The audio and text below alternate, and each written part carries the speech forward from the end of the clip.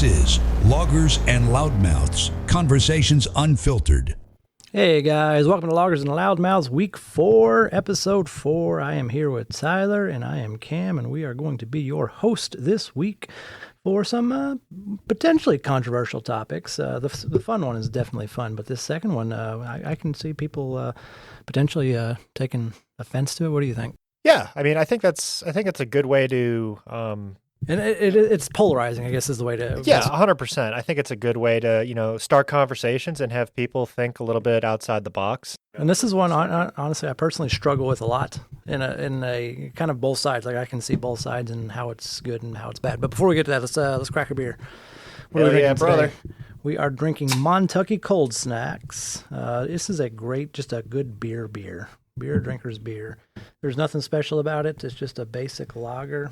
4%. It's not going to get you anywhere very fast, but it is delicious and a good drinker. It's a good beer-flavored beer. Yeah. Just American light lager. You need every the now way and the then. Lord intended. All right, so this week, our controversial topic is one that, again, people may or may not like. You may take offense to what we say, you may not. So that's our goal, is to try to offend everybody every day.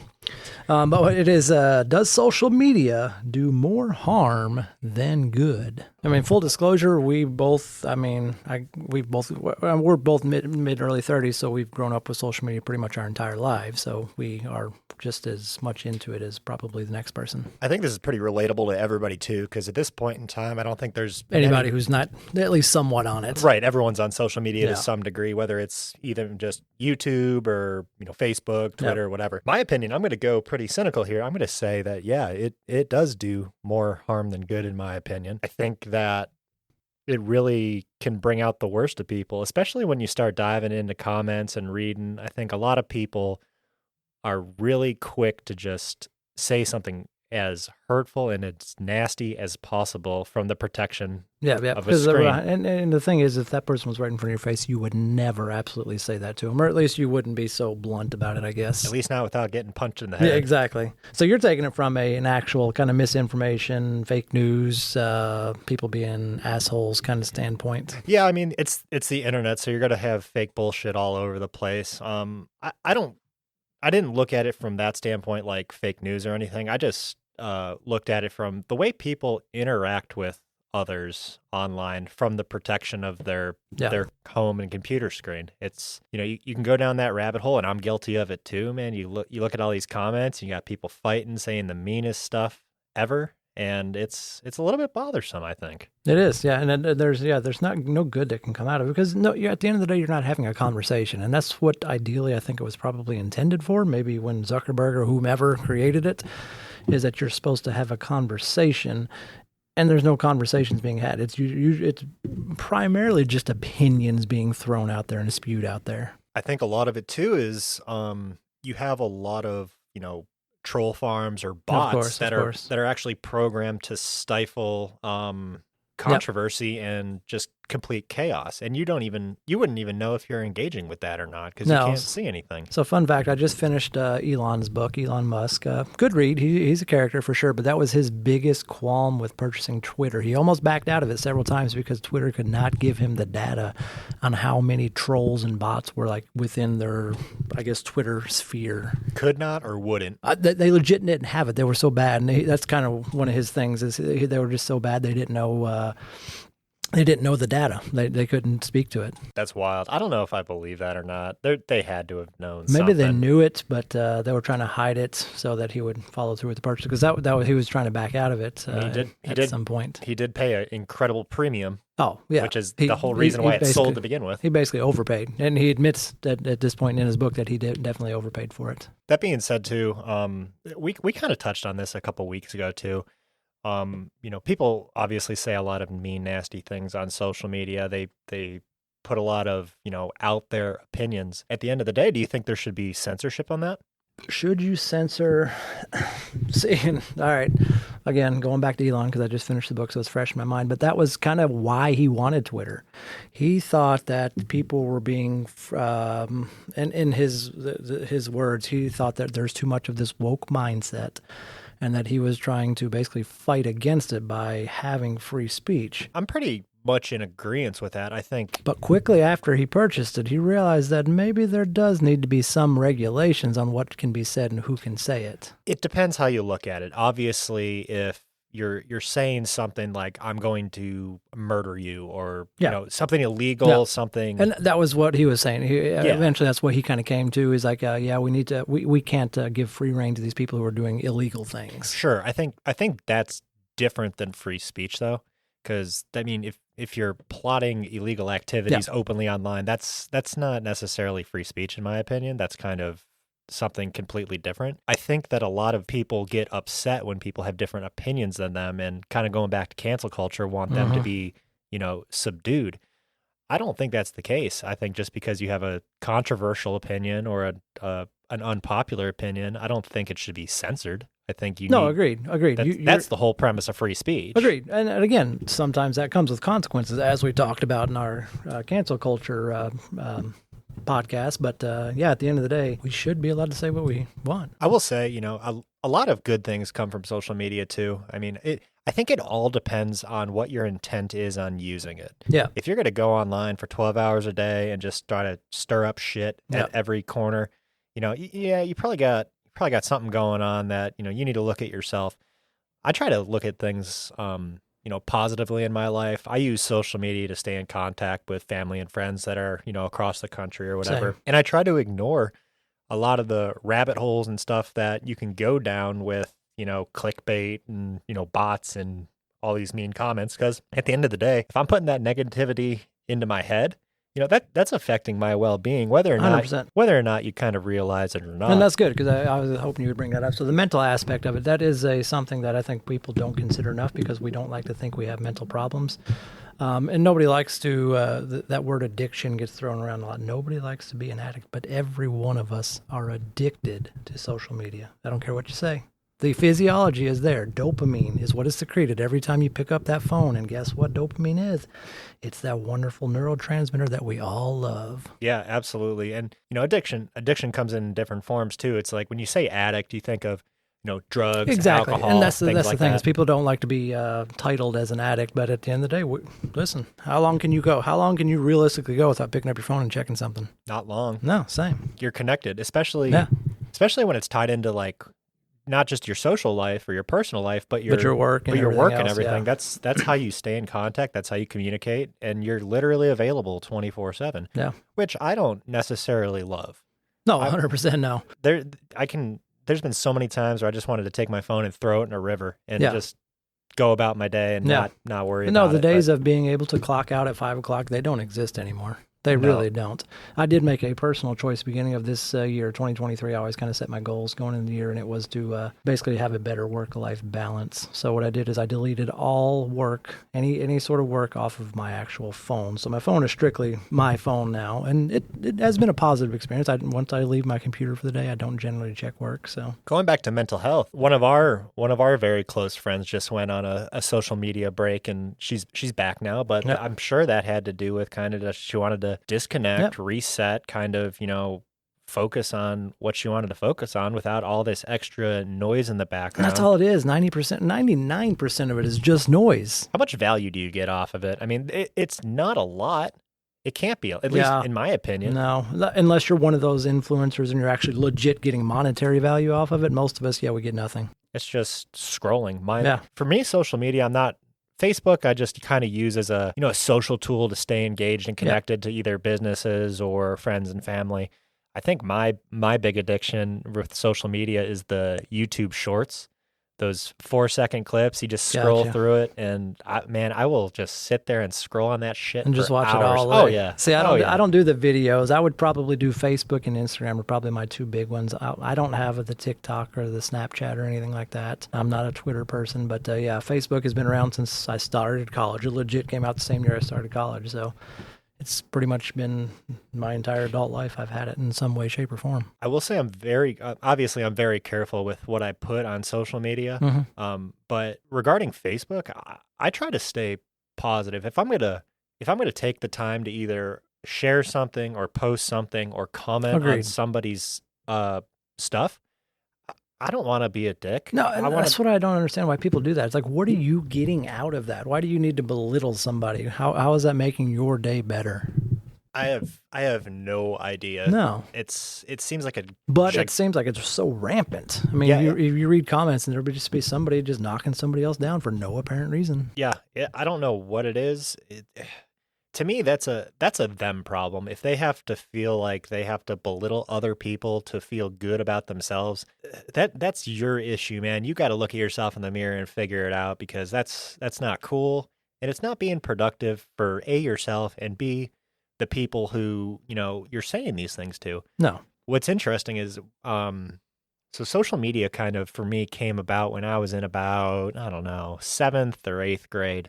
But it's like these kids growing up now, they've had it. It's right there. And Yeah. I think bullying has gotten a lot different since I think me and you were in school. Yeah, when we were in school, it's just like, hey, let's go out to the playground and fight. Right. And we're not that old, guys. It's not like we're like 50s and 60s. Right. But I mean, with school, it's like, okay, at the end of the day, and you're done. You don't see that person again until, the next day or whatever. Whereas now you can shit talk to somebody 24/7. 24/7. And with the AI, bringing AI into this equation, I saw something, don't quote me on the actual logistics of this, but it was a high school, I think a girl, a bunch of boys got in trouble for a fake AI post of a naked girl, I think, that AI had created, but they'd maybe like put the head of one of their classmates on it. Sure. And a ton of them got in trouble for it. But it wasn't actually her. It was AI generated. Right. That's a slippery slope. It is, and I mean it's only going to get worse. And you can already see, like, with people who podcast a lot, and you say all these words that are recorded on the internet, somebody can take that and auto generate with turn your it into voice a statement that I've said. Yeah. that you've never said in your life. Yeah. Technology's coming a long way, and it's coming fast. No, I don't believe, like, you got some of those people out there that think AI can like turn into a cyborg and take over. I think that's far fetched, but I don't know. Because at the end of the day, AI has to be programmed to do what it does. How can it overwrite its own? I mean, maybe again, I don't know. I don't know enough about programming. Yeah, I am not the computer whiz at all. But I don't know. A lot of people smarter than I seem a bit worried about it. Again, back to Elon. He started his own AI company for that very reason. That he was slightly afraid that it could take over. I'm sure, but going back to your point and to my point as well, it's like social media, I think, is going to have a massive effect on how kids develop and grow up, and not in a good way, I don't think. No, I don't think so either. And it'll be interesting for you as a parent. It's like, what are your plans? Like, how old can your son be before he gets a cell phone or for Facebook? That's tough. I mean, I know, and I see kids out here now like 6, 7. Well, I don't know about 6, 7, but I'd say probably 8, 9, 10 years old walking around with a cell phone. I certainly don't condone that. I have no plans of allowing my son to do that. But at the end of the day, too, don't you think of it as a bit of a security feature too? Yes and no. Yes and no. At the end of the day, I don't want to be a helicopter parent. I want to be able to send my kid to baseball practice or t-ball practice or wherever he is and not have to have that 20. I think we do that way too much as a society already. We have way too many helicopter parents who want to know where their kids are at any given point in time. And that I don't think that's okay. I just don't think that develops freedom, which is something that you have to listen. I did stupid shit as a kid. My mom never knew about it. Yeah, but you also grew up in a much different time than there is today. I agree. But, and see, a lot of people think that like getting abducted is a big issue these days. Statistics actually show it's the opposite. We have less like child abductions and things like that than they did 30, 40 years ago. And maybe that is because there's so many helicopter parents. I don't know. Well, hell, your kid's got an iPhone. You could pinpoint that kid's location anywhere on the planet. 100%. Anywhere, at any time. All right, what about, so kind of sticking on that, what about privacy concerns? Social media, obviously, tons of personal data. You put all your information in there. I mean, it's got anything you do, you post on your Instagram or your Facebook or your Twitter. And it's getting sold to third parties immediately. Yeah. I mean, most of them have an opt-out these days, but you actually have to opt out. You don't opt in, you opt out to it. I still don't believe that even if you check that, that's... You're probably right. Yeah, no, it's a private company. How many data breaches have we seen in the news over the last 10 years? Ton. Yeah. My buddy said, I think my buddy said it, he could have been quoted anywhere. But anyway, essentially what he said is, if you're using a product that is free, you are the product. That's a good way to think of it. You, at the end of the day, you're right. Because, I mean, look and just think about targeted ads on social media. We've all seen it. We've seen it many times. You don't even have to actually search for something. Simply say it. Say it 5 times. Talk to your phone. Just have your phone next to you and say it 5 times. The next day, you're going to have targeted ads for it. Say something weird that you've never wanted to looked purchase. Up. Yeah, exactly. Never had the That's desire gonna be a fun to purchase test. in your All right. life. I'm going to try it tonight and see what I get.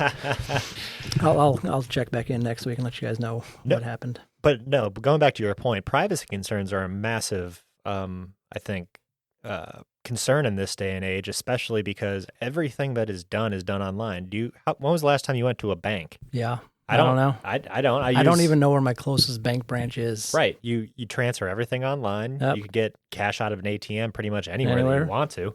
I can deposit checks with my phone.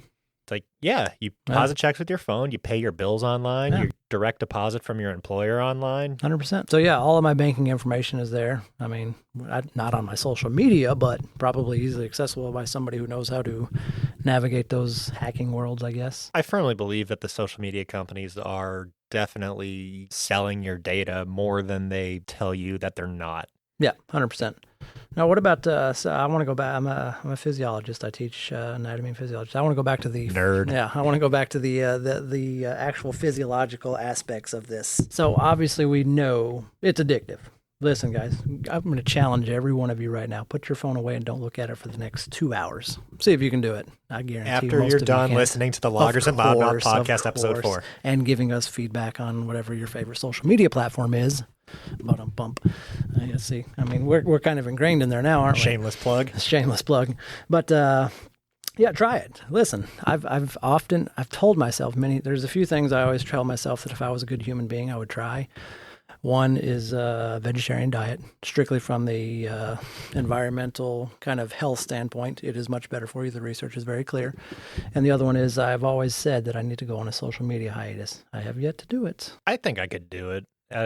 And without, too much effect on my day-to-day life. I mean, I'm pretty close with all of my friends, and a lot of them are local. Some of them are far away. Yeah. But it's like, I still got text messages. If I want to talk to my friends, I'll call them, I'll text them. We all have group chats that we, fuck around in and stay in contact with. It's like, I don't necessarily need Facebook or social media. Agreed. I don't need it, but I can't seem to kick it.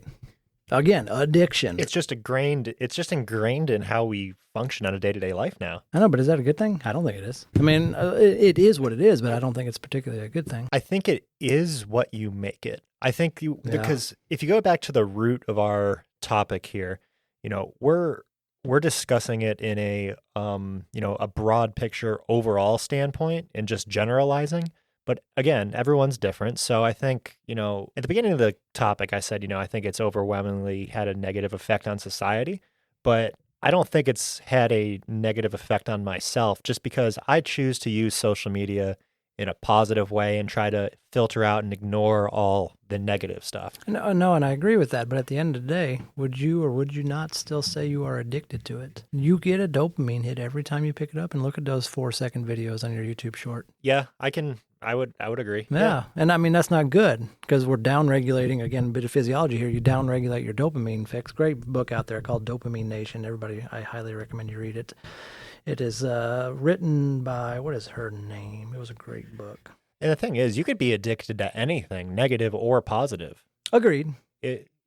Working out gives you a dopamine hit. Agreed, 100%. Yeah. Anna Lambeck. Definitely check it out. Dopamine Nation: Finding Balance in the Age of Indulgence. Everybody wants immediate gratification. Yeah. And I think that plays a big role in how dopamine affects you. Now, I've got about 6 or 7 different research articles here. I'm not going to go Of through course you do. I'm not going to go through all Why of them. wouldn't you? But let's see. I'm just going to pick out one here, just randomly here. Number 3, social media use and perceived isolation among young adults in the U.S. So this study basically investigated the association between social media and the perceived social isolation. Basically, it suggests that heavy social media use may be linked to feelings of isolation. FOMO? Fear of missing out? Yeah, you are FOMO number 1. Oh man, I have massive FOMO. You do. I think that's why I just stay so busy all the time, is because I don't want to miss anything. I agree, and I'm kind of the same way. I don't think I'm as bad as you, but yeah, I'm kind of the same way. I always feel like I need to be doing something. Well, shit. I mean, how much do you and I both have going on? And then, a couple months ago, we're like, you know what we should do? We should add a podcast. We should make a into that. podcast. You know what I realized the other day? I was thinking about our podcast, and I realized that this is essentially our free therapy session. Oh, yeah. We don't have to pay for therapy now. Saving myself a ton of money. Ton of money. We can buy more beer. Exactly. We're actually getting, I don't think therapy would give me beer. We need a beer sponsor too. We really should. Anybody out there want to sponsor us, we will plug your name every week on whatever you want. Let's see. All right. So arguments in favor. Again, there are positives. Global connection, obviously. Access to information is great. Activism, social changes, a lot of like the Me Too movement, things like that. Sure. Obviously very, very positive. From a small business standpoint, you can run a small business strictly from your computer now. Never have to leave it. Especially with the Facebook marketplace Yep. and all that stuff that they started implementing. I mean, Facebook's come a long way since, its inception. Yeah. You got the marketplace, you got all kinds of things on there now.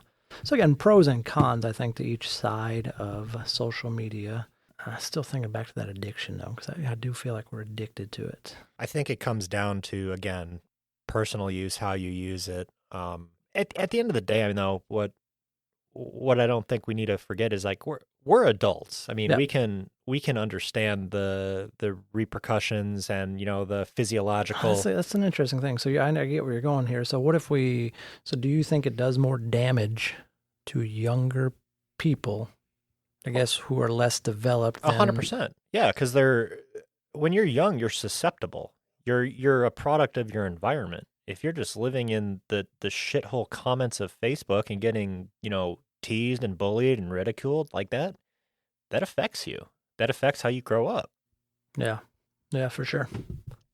Any other thoughts on this topic? No, I think we covered it pretty well. Yeah, at the end of the day, we don't have an answer, guys. I mean, there are pros and cons, as there are to everything.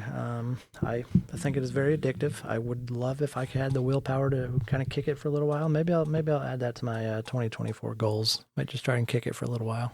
I guess I'll end this topic by just saying, just try to be aware of, what you're doing and how you're using things. And don't be an asshole. Yeah, don't be a dick. I mean, Don't seriously. If you're using it for good to talk to your mom or talk to your grandma, that's great. But if you're just going on there to troll somebody, what purpose is that serving? How is that making your life better in any way, shape, or form? It's not. At the end of the day, just be a good person and, go about your life. Who would have thought we would be the ones telling people to be good people?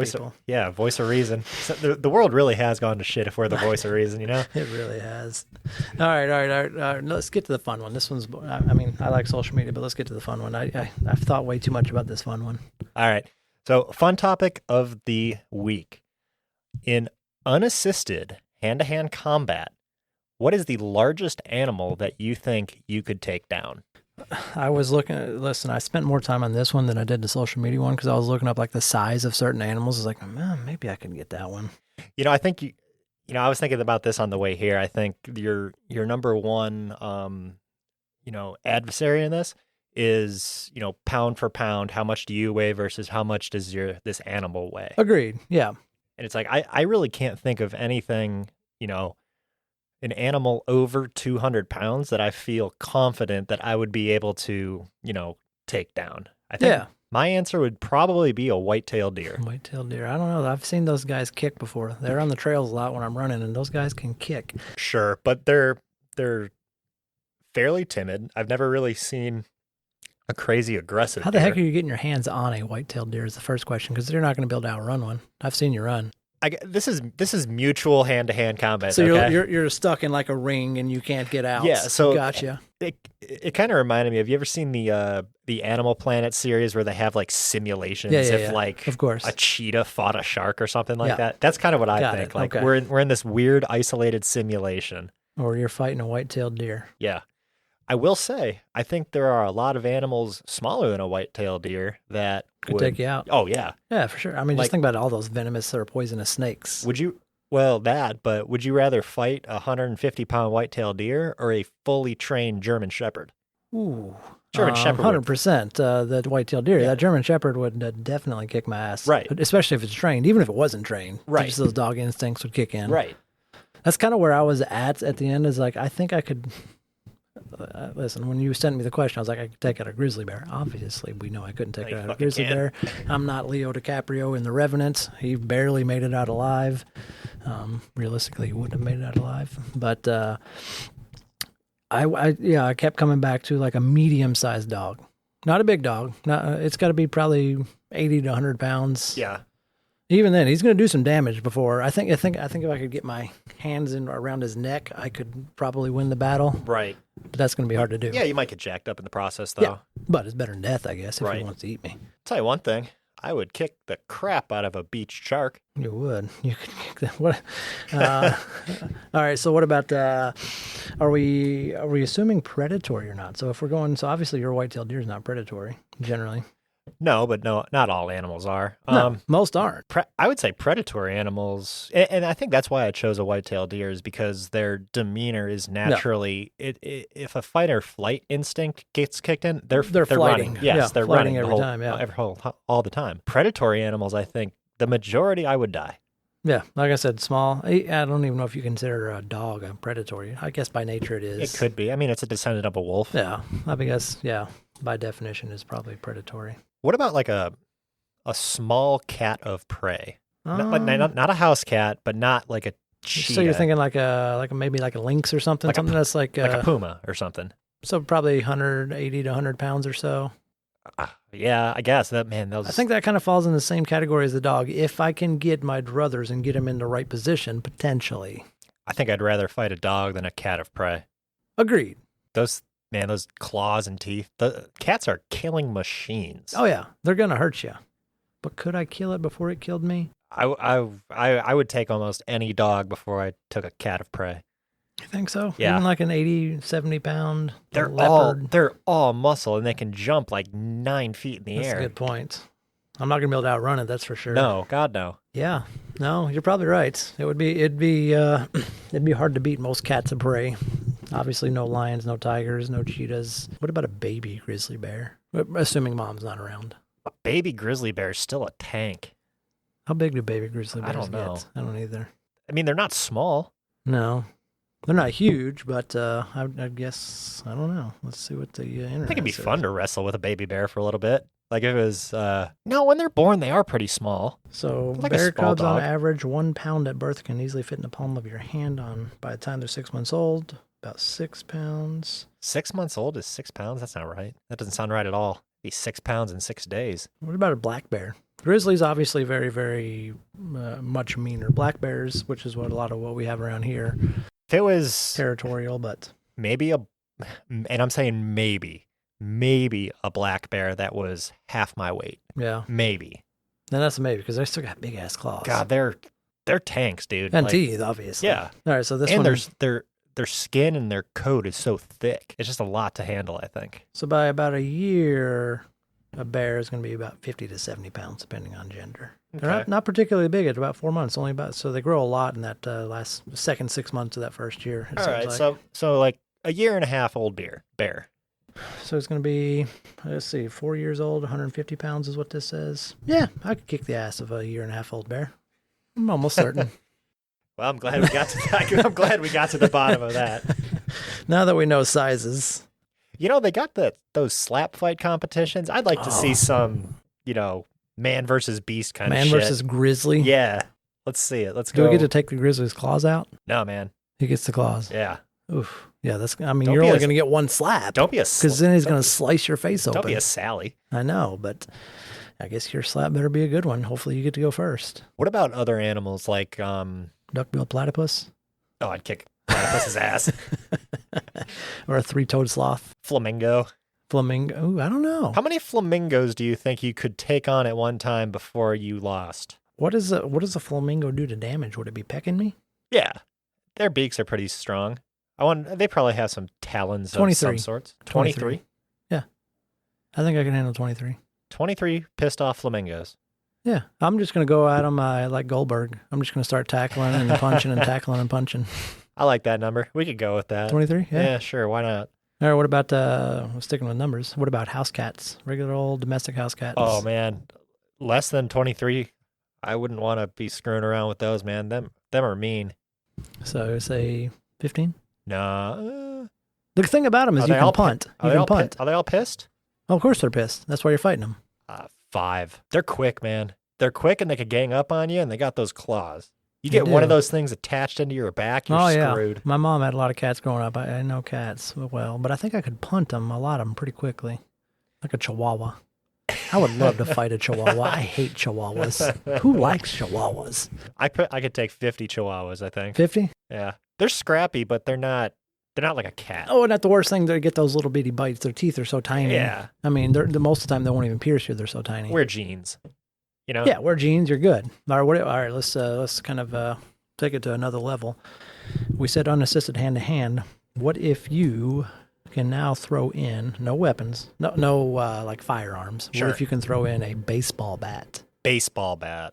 Does that change your? What do you think you could do? Yeah, I think so. I think having a weapon definitely, increases your odds exponentially. So what animal would you go up to if you have a baseball bat? Oh, I could take a gator, I think, with a baseball bat. Ooh, I didn't even think about a gator. I don't think You really think so? Yeah. I guess you just got to hit it right in the right spot. I mean, they're pretty quick, but I think you can keep distance and you still have a reach with the bat. Yeah, that's the key. Is a bat gives you at least 3 feet away from something else, ideally. What do you think? That's gonna be tough. If I have a baseball bat, I mean, I can swing a baseball bat okay. I mean, I might go up to a bigger cat at that point. I still would. You're still terrified of the no, cats? the cats would kill you, dude. Yeah. They're all muscle. They have giant claws, and they are literally ingrained to murder things. What about a Sasquatch? Sasquatch? Maybe like a 6-month-old Sasquatch. I don't know. I feel like a 6-month-old's gonna be a big Sasquatch. 6-month-old Sasquatch would probably be at least your size, but a little smaller. I would think. I mean, I'm not going up against a full-blown 9-foot, behemoth, but that'd be a good wrestling match. I'd watch a grown man wrestle Sasquatch. You put like what's his name? Thor, the guy who played the Mountain in Game of Thrones. Oh yeah, he's like 6'9", 300 pounds up against Sasquatch. That guy could probably wrestle a grizzly bear and win. He'd have a better shot than you or I. Well, of course. He's a very large man. That guy's a freaking tank, man. He is. Yeah, I follow him on social media, and the guy's, I think he's currently getting ready to attempt another world record for the deadlift, over 1,000 pounds. That's insane. Yeah. So, I mean, very strong guy. That's so much weight. That's so much weight. Yeah. It's crazy how one human being can do that. All right, so we've basically determined that human beings are not cut out for hand-to-hand combat against soft, really man. anything. No, we're soft. Maybe back in the day when you had to, fight to survive, but now, man, But even then, you would do it in teams. Yeah, sure. You would have, they took down woolly mammoths and things like that, but it was teams of 15 of them throwing spears. They were using weapons. Those guys were definitely harder than, modern day. Oh, 100%. Individuals. Yeah. We're just sacks of water sitting on a couch. Well, yeah. Listening to social media. Damn social media. Damn Strikes social again. media. Sitting on a couch, flipping through 4-second YouTube videos. Well, I think that's a good place to cut it off. All right, guys. Tell us, what do you think you could kill? Or just win a fight. You don't have to kill him. Yeah, I didn't say kill. We don't want to kill him. Yeah. Win a fight against. Friendly wrestling match. Yeah. Friendly. You're all going to go out and have a beer after the fact. Yeah. Tell us. Send us feedback. Let us know if you think you could defeat a grizzly bear like Leo DiCaprio in The Revenant, or if you think a basic domestic house cat would take you out. All right, guys. Thanks for tuning in. We'll see you in a couple of weeks. Have a Merry Christmas and a Happy New Year. We'll see you in a little bit. Thank you for tuning in to Loggers and Loudmouths. Be sure to never miss an episode by subscribing to us on your favorite podcast streaming service. If you would like to provide feedback or suggest a topic for a future episode, please reach out to us at loggersandloudmouths@gmail.com.